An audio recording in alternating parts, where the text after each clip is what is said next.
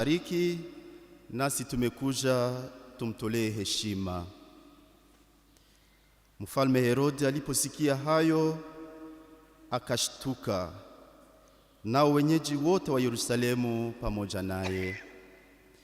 Akawakusanya wakuu wote wa makohani na walimu wote wa mataifa, akawauliza sana Masia atazaliwa wapi. Wakamjibu, huko Betlehemu mji wa Yudea, maana nabii ameandika hivi: nawe Betlehemu katika nchi ya Yuda, wewe si mdogo kuliko miji mikubwa ya Yuda, kwani kwako wewe atatoka yule mkubwa atakayechunga taifa langu Israeli. Hapo Herode akawaita majusi kwa siri, akawauliza ajue barabara wakati nyota ile ilipowatokea. Halafu akawatuma Betlehemu, akasema, nendeni mkatafute barabara habari za mtoto huyo, na mkiisha kumkuta nipasheni habari, ili nami niende kumheshimu. Walipokwisha sikia maneno ya mfalme, wakaondoka. Kumbe ile nyota walioiona mashariki ili watangulia, ikaendelea mpaka ikasimama juu ya mahali alipokuwapo mtoto. Walipoona ile nyota wakafurahi furaha mkubwa mno. Wakaingia nyumbani, wakamwona mtoto pamoja na Maria mama yake, wakamwangukia, wakamheshimu.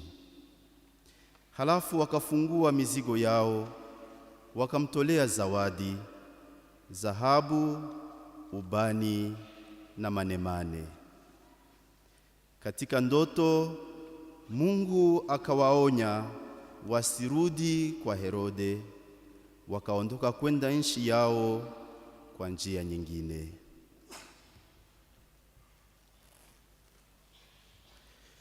Tushangilie neno la Bwana.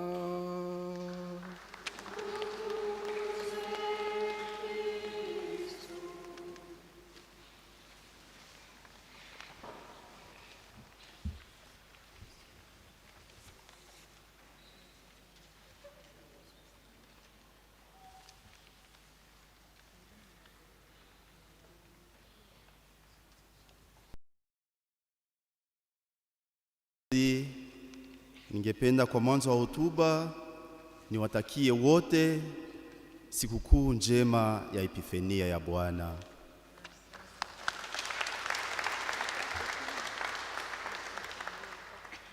Pia kwa sababu leo ni siku ya Mungu ya kwanza katika mwaka huu mpya, ningependa niwatakie heri ya mwaka mpya.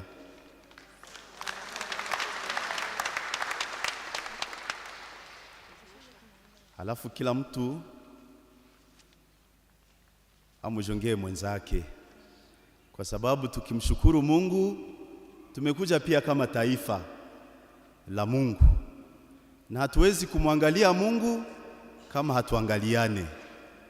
Sasa kila mtu angalie mwenzake, amwambie hivi. Mbona amwangalia?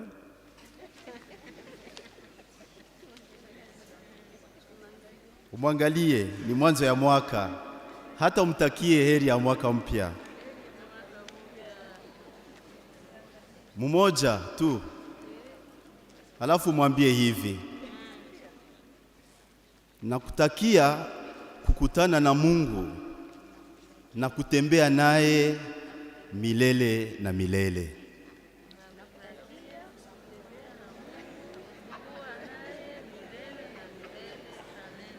Nakutakia kukutana na Mungu na kutembea naye milele na milele. Nawatakia wote leo kukutana na Mungu na kutembea naye milele na milele. Mnanitakia pia mimi? Asante.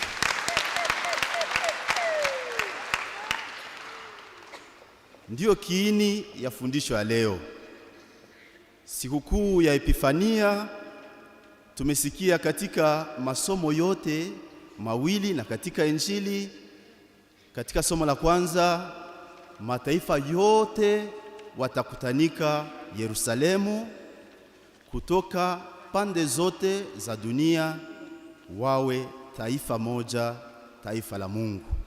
Ni kusema Yerusalemu ni pale kwa kukutana pamoja na Mungu, kwa sababu ni mji mtakatifu, na anayefanya mtakatifu ni Mungu aliye mtakatifu mara tatu.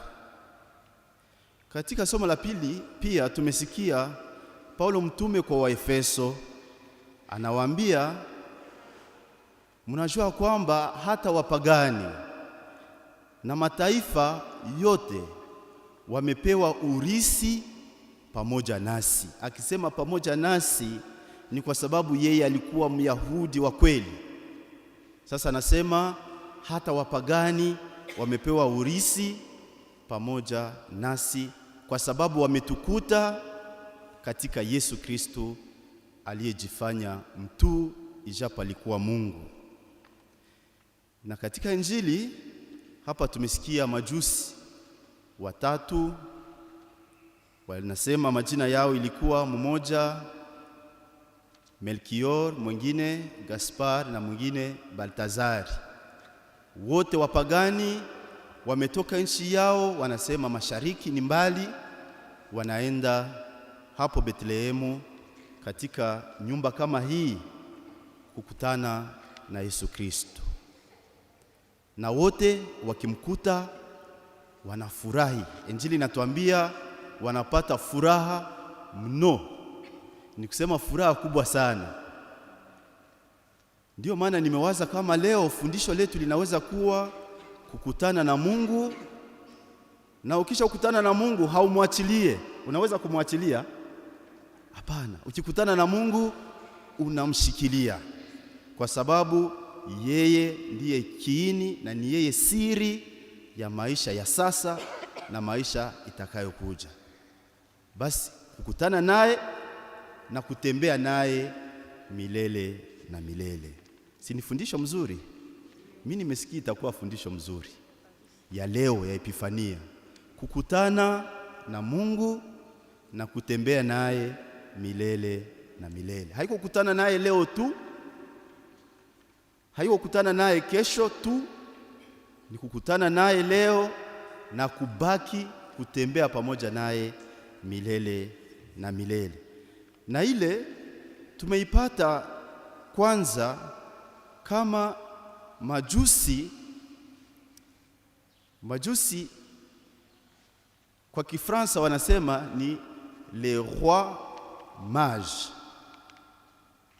Kwa Kiswahili tukisikia majusi tunasikia ni majusi tu, lakini walikuwa wafalme wenye akili, wenye busara. Ni wale ambao waliweza kuangalia nyota, na wakisha kuangalia nyota wakajua kwamba ile nyota katika maandiko inamaanisha mfalme wa Wayahudi. Mnasikia walikuwa watu wa akili. Tukumbuke kwamba wakati wa Noeli malaika waliwakuta wachungaji. Si mnakumbuka? Wachungaji ndio waliimba Gloria, sifa kwa Mungu. Na ni wao walienda hapa kwa pango kumuona mtoto Yesu. Wachungaji ni watu ambao zaidi sana hawana elimu kubwa. Ni watu ambao hawakwenda kwa masomo mara nyingi. Na ile wakati hakukuwa masomo ya kawaida kama leo. Sasa kwa mwanzo tunaona wachungaji ndio malaika anawaambia na waletea habari, mfalme amezaliwa, mtamuona pangoni, muende mumwabudu. Wakaenda kumwabudu. Ili ilikuwa siku ya Noeli. Leo sikukuu ya Epifania ni wafalme ndio wanakuja, na si mfalme mmoja, si wawili tu, ni wafalme watatu.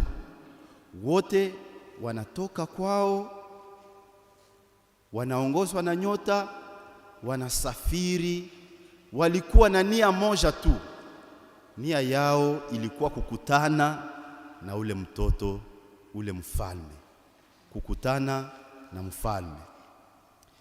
Hii naweza kuifananisha na mifano miwili ya maisha yetu. Ya kwanza ni ya kuwa kila mara tunapotoka nyumbani, tunakuja hapa kanisani, tunafanya mwendo kutoka kwetu mpaka hapa. Tunakuja kufanya nini? Ni kuwaona waimbaji? Ndiyo? Hapana. Ni kumwona padri? Hapana. Ni kuona hekalu nzuri? Hapana. Tukija hapa tunakuja kukutana na nani? Munisaidie, kukutana na nani? Na Mungu. Tukija hapa tunakuja kukutana na Mungu, na tukikutana naye tunatembea pamoja naye, na tunapenda tutembee naye milele na milele. Hii ni ya kwanza. Kama epifania ya Bwana inatufundisha kama kila mara tukija kanisani ni kama wale majusi ambao walitoka kwao, wakaacha yote, wakaacha wote, marafiki zao, jamaa zao, wakaja kukutana na Mungu. Basi tukija kanisani kila mara tuwe na ile moyoni, tumkute Mungu na tumfurahie. Ingine ya pili inayoungana na hii ni ya kuwa maisha yetu ni mwendo, ni safari, na safari hiyo itatimilizwa wakati tutafika katika Yerusalemu mpya. Na Yerusalemu mpya ni wapi? Ni juu mbinguni. Pale ndiko tutakutana na Mungu, tumuone namna alivyo. Katika maisha hii inaomba tutembee tukiongozwa na mwanga kutoka mbinguni. Ndiyo ya pili. Majusi hawa waliongozwa na nyota, na wakati nyota iliwapotea walipotea pia, ndipo wakaenda kwa Herodi.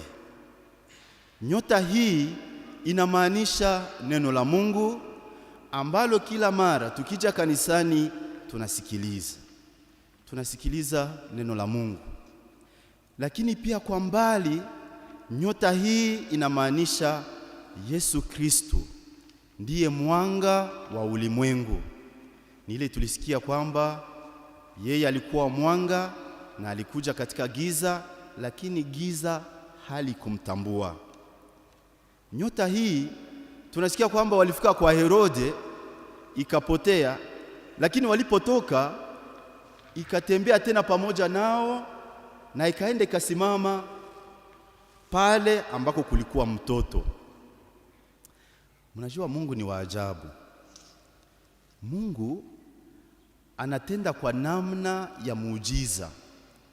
Huyu mtoto alikuwa nyota, analala pangoni hapa, lakini pia yuko mbinguni, na ni yeye alikuwa anawaongoza kutoka walipotoka mashariki mpaka wanapofika pale alipo Bethlehemu.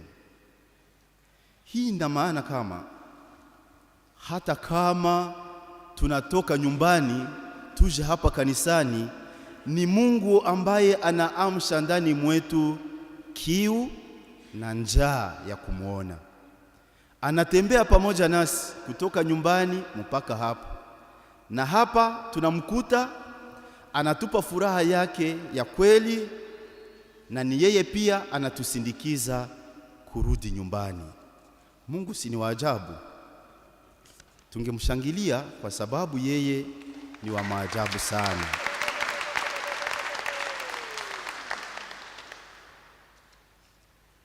Asante sana.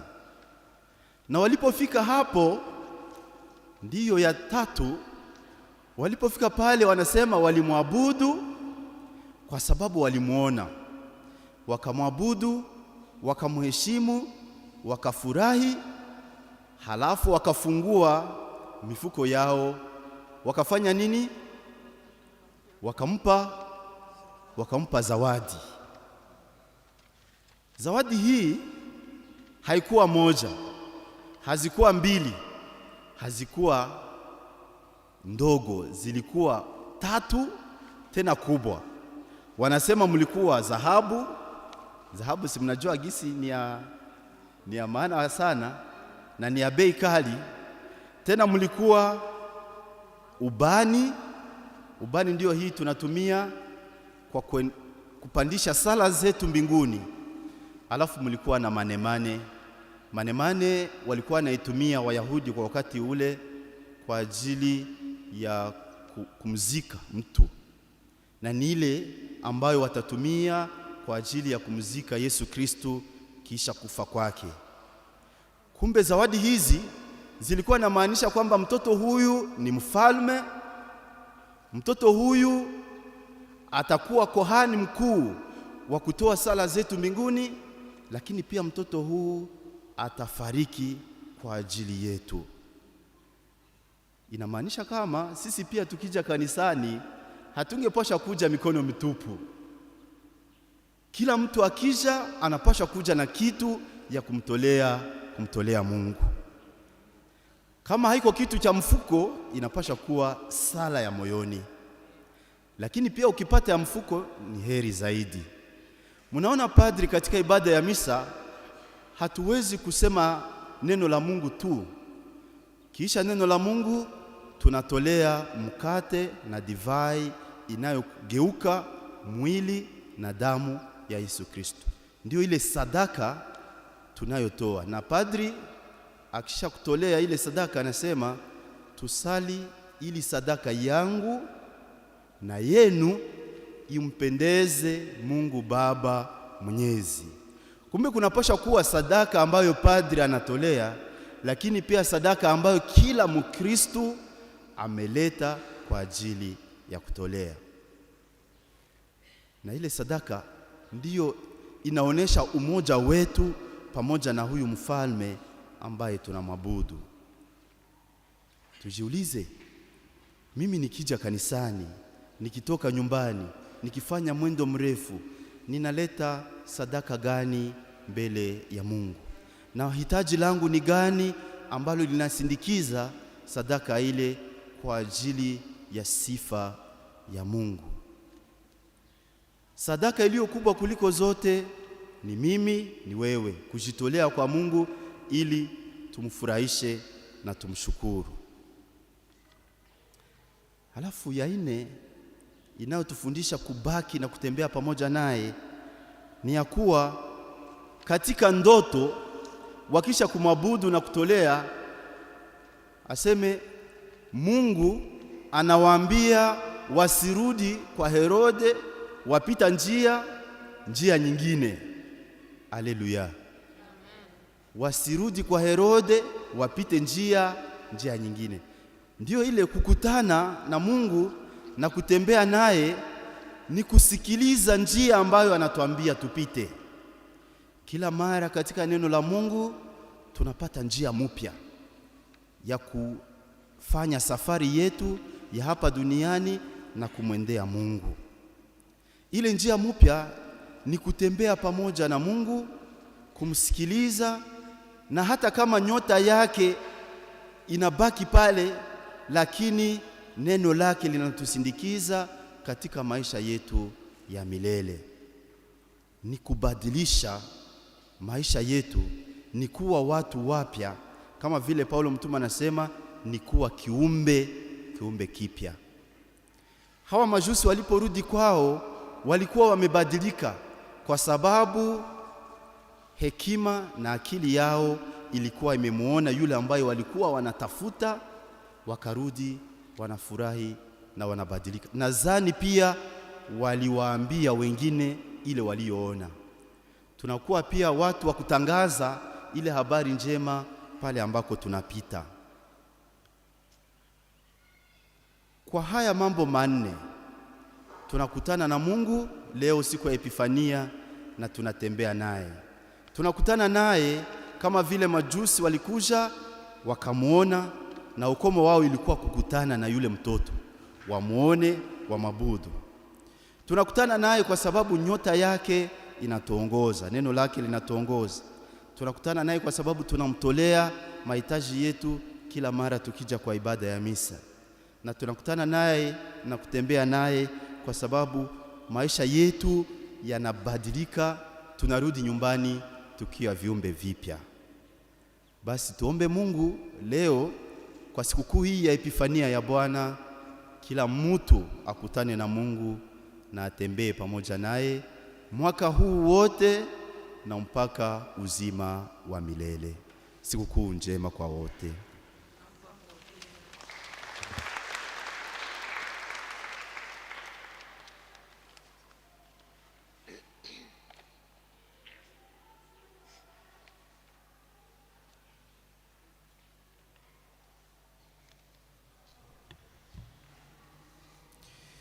Tusimame basi kwa kuungama imani yetu.